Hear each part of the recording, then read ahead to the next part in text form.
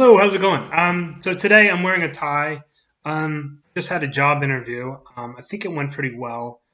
Um, I actually wore this because most of the job interviews I've had in the past on the computer have been uh, on like WebEx or Zoom or Skype or whatever. And I was told that this job interview would be on uh, on WebEx, but it has just ended up being a phone call. So I got dressed for nothing, and I thought, well, I'm just gonna do my video looking like a posh fucker. Um, One of the things I meant to talk about a couple weeks ago, but I kind of just digressed as I'm wont to do, um, is about the French election. So the French election happened a couple of weeks ago. It was the final election was last week, last Sunday, and the way the French election works is you get a bunch of people you know, usually there's 10 to 15 candidates. They all run. If you got 50% of the vote, you're the president. If you don't get 50% of the vote, they have a runoff, which is basically the top two candidates do face to face. And only the votes accepted for those two will be counted uh, in determining the winner. They do count. There's a strange thing in France called vote blanc, to sort of vote blank, or means white. It's basically you just hand in an empty piece of paper and say, I don't agree with any of these people. I'm just registering my contempt.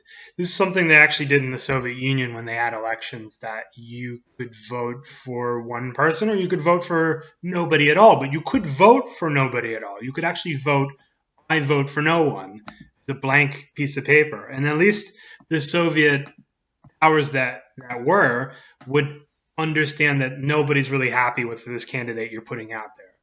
Didn't really change too much, but at least they could take the temperature in the room, saying this guy's not very popular. We're not going to run him next time. So anyway, the two major candidates were Macron and Le Pen. Macron was the then president of France, and he continues to be because he won. And Marine Le Pen was running. Um, so we do kind of have a bit of a, let's put it like this. Macron was very establishment. So much so that he came from the establishment school. There's a school, or they just recently did away with it. It's called the ENA, École Nationale d'Administration, which is the National School for Administration. And essentially, it was there to educate people in becoming a civil servant or politician. So think about that. If all of your politicians are like 75% of your politicians come from the same school, they're going to be thinking the same things, they're going to be learning the same things, they're going to be told that this is the correct view of things. No matter what party they're in, they're going to be thinking the same thing. Very, very hive mind like. It sounds like a dream to some people. Oh, they're all being, taught on how things get done. The thing is, there's no imagination there. I've worked in French schools, and even in a university where things are not as severe, it's just this is the way things are. You can't do any different.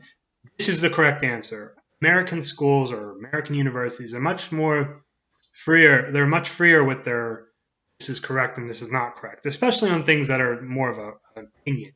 So the term is énarque, which is from the ENA. And he had a very pro-Europe stance, very pro-World Economic Forum, very sort of globalist, if you call him, very cookie cutter, to be honest with you. He comes from a very similar vein of politicians who are much in the same age range of like him, Trudeau, what's her name? Jacinda Ardern, down in New Zealand, the one in Finland, where they're just kind of have the same opinions, they have the same demeanor. They're very sort of lifeless, sort of black personality, and it's a bit frustrating to watch. Just because it's like you guys can't think the same things. Go ahead and say something stupid. Say something that might rile people up. I like that. I like it. I don't like it when athletes are very like, well, we won. I want somebody like Charles Barkley and say, I don't give a damn. It was terrible. That kind of thing. I like people with personality, even if they step in it once in a while. I like it when they have personality. The thing is, like, Macron did not have he still does not have very much personality. Even if you read and speak French, he still is just as boring in that language. He does speak English fairly well. It's impressive, but he doesn't have much to say. On the other hand, you have Marine Le Pen. Now, Marine Le Pen, her father, and people kind of confuse her with her father, and for partially a good reason, is that her father had a platform. He used to run for president it used to be 7 years, now it's every 5 years. And he would just go out to say the same garbage. I consider myself slightly right of center, but not by much. Pretty on the middle, right? In this middle bit here. I have lines on my screen so I can kind of in the middle.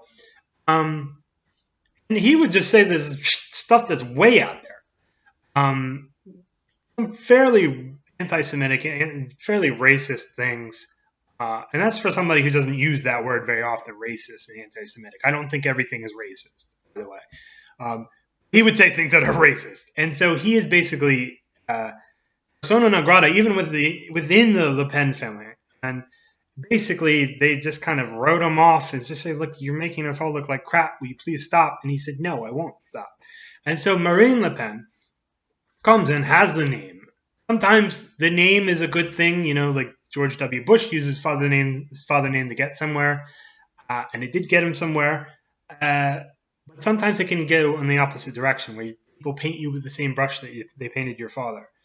And so the thing is that she's been kind of trying to get away from that, although there is a little bit of an overlap between her and her father, is that in the last election that she showed up in, she was fairly anti-immigrant. And she really softened the tone in this election, which made me think that she either have some kind of conversion or shifting opinion, or did she find out that that's just not very popular? And then so she changed her tone. I don't know what to make of her. I guess it doesn't really matter in the end because she didn't become president, so you don't have to wonder what her politics will be in action. But one of the things is that if you read into French politics, it does help to speak the language, but you don't necessarily have to. A lot of the language, it's very translatable into English. It's not very obscure or very, I think from what I've heard, Chinese is very difficult to translate into English. But one of the things I've noticed is I've been following French politics for about 20 years now. I lived over there for a little bit. And I was there during the election of when Nicolas Sarkozy won. And he was an interesting character. I don't necessarily like him, but I do like characters. I like that they are around because it makes me think that there's a person going on. There's something going on the surface and not just some kind of stiff, So anyway, one of the things that I've noticed is that people in their analysis of this, of French politics, don't understand something about French politics, is that French politics do not map on to the Anglo style of politics. And they just don't understand that. And it even helps that if you speak another language, even if it's not French, if you understand that perhaps there's a different way to say things, or maybe the same meaning comes out, but it's done where the subject is the direct object or the indirect object, and the direct object in English becomes the subject. Like, I miss you. Tu me manques. You are lacking in me. So you are the subject when I miss you, and that could be it's an eye opener. And it makes you think, well, how many other ways are there to think about things? This relationship or this feeling. is that I'm missing you. You are a part of me so much that when you're not there, you are lacking in me. It's a very bizarre way of thinking of things. If you're only speaking English, if you understand that maybe if we look at things from a different perspective and kind of leave our English um, frame of thinking, it might make a little bit more sense. And so, one of the things that you have to understand is that in France, communists and socialists are mainstream. Now, that when I heard that when I went to France, it just blew my mind. Communists are not mainstream in America. They're not mainstream in Britain. They are, if they're anything, they're closeted. That you might have closeted socialists. You do have people like Bernie Sanders or Alexandria Ocasio-Cortez who are openly some form of socialist. But most socialists are closeted because they know it's not very popular, so they're going to just do things behind the scenes to enact socialism.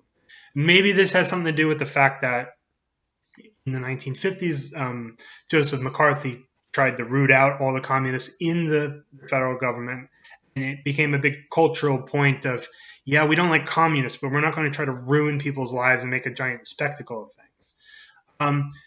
So the communists and socialists are mainstream. Another thing is that the left wing are genuinely class oriented.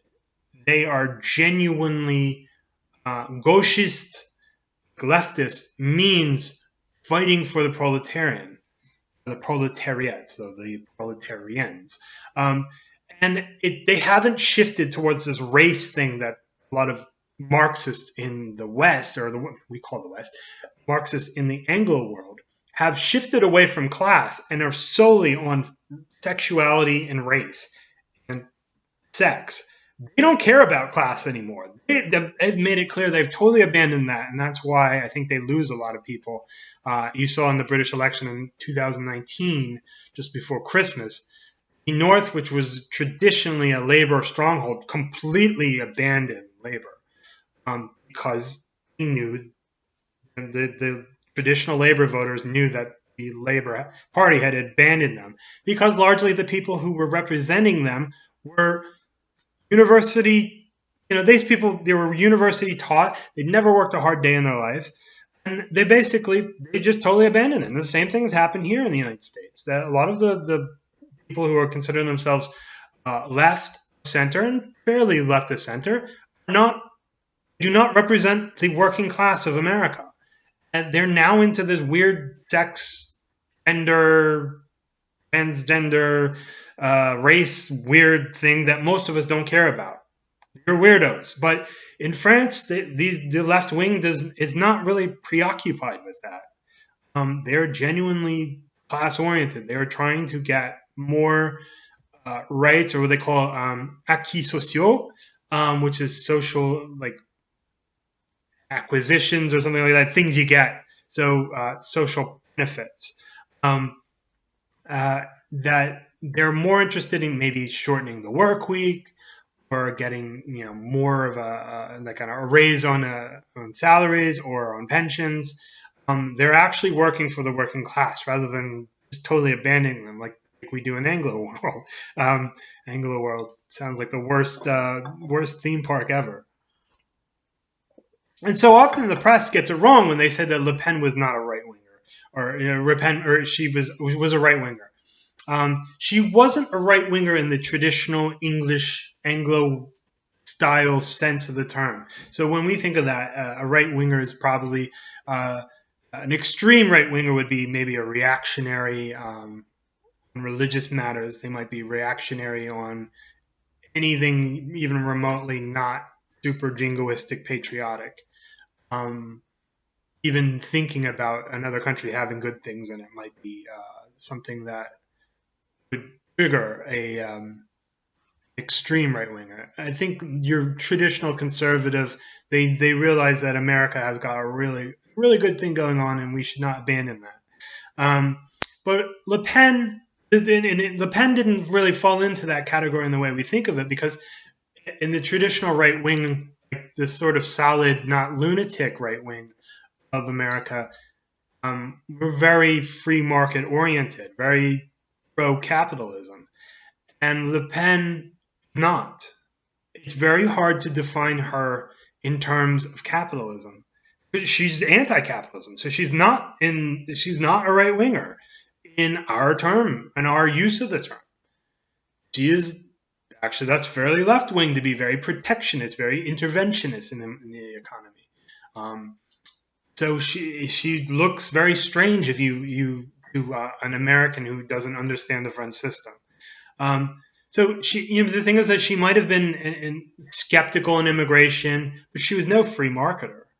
I would say that a traditional conservative in America or in Britain is skeptical of immigration, not anti. Just like, we're not going to let any old idiot into our. You have to make sure that you are not going to be a burden on the state. You are not going to try to change our society. You are not going to, you know, we want you to integrate into society.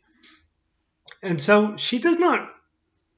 Those two things just don't really exist in our world, in the English-speaking world. Now, on the other hand, Macron was not a typical centrist or even center-left, because he was actually very hard on the large the large immigrant community who tend to be, let's say, fairly religious in Islam. They have had a lot of problems in France. France has sort of been ground zero for all the Islamic terrorism in Europe, and he's been very hard on them. There have been cases where churches burned left, right, and center. I don't think it was an accident when Notre Dame de Paris, right? Everyone knows that's probably one of the most famous churches in the world, was burned. They called it an electrical incident or something like that. Mm-hmm. Sure, it was. Yeah. And churches are burned down constantly there, and part of it is because people don't go to church that much. There's a church in a city where I lived, partly sat empty. Only old women went there. I went in there a few times because I do like churches. I'm not particularly religious, but I do like. I am fond of Christianity. I'm just not 100% on board.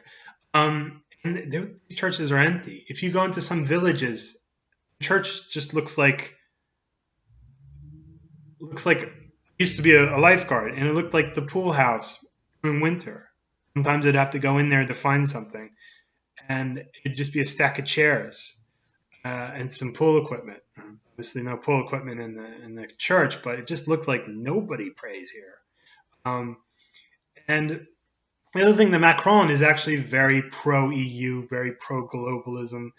I don't know if the EU is what you would exactly call free market. It has a lot of free market elements.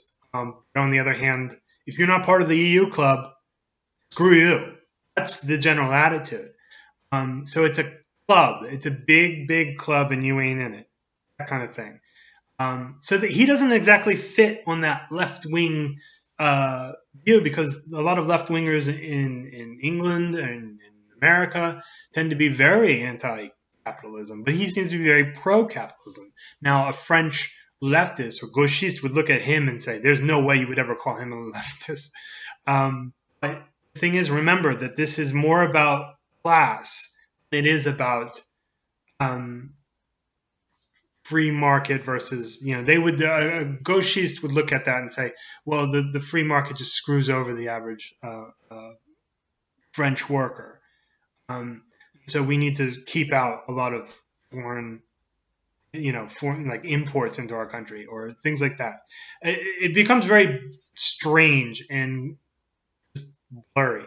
So one of the things I would say is that when you look at French politics, or any other politics for that matter, try to put your preconceived notions about what it means to be a certain left-right. Remember, left-right, that is a one-dimensional line. You are saying that is either here, somewhere in between. There's no second dimension. This is only an x-axis. There's no y-axis. There's no z-axis. And so you're saying that there's only one dimension to politics. So what? And we even make fun of that in English. Is very one-dimensional person means he's very uncomplicated, a very unsophisticated person. He just only thinks one way, just one-track mind kind of thing.